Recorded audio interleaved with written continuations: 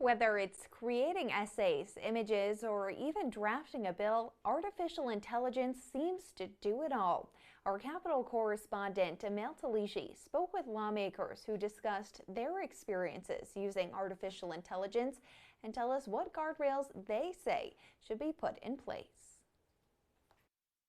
Well, artificial intelligence is any processes that can be used to replace human tasks. I want us to control the technology, not the other way around. I'm told back in November, certain programs became available to the public, such as GPT, that are based on large language models, allowing systems to understand natural language. Assembly member and chair of the Subcommittee on Internet and Technologies, Clyde Vannell, weighs in. What's interesting now is that we have these programs and these technology is at the level of generative AI, where it's doing more of general think. The Assembly member tested it out for himself.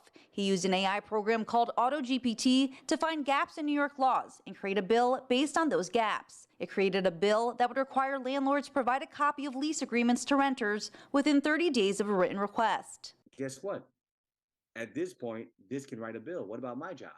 We have to make sure that we properly build the guardrails and the proper regulatory regime to be able to take advantage of these technologies. That seems to be the question on everyone's mind. With AI becoming more sophisticated, will businesses rely on the program rather than employees? That's why Senator Jake Ashby is co-sponsoring a bill that will create a task force to investigate and regulate AI. I think it's important that we don't impede innovation, that we really try to better understand it before we regulate it.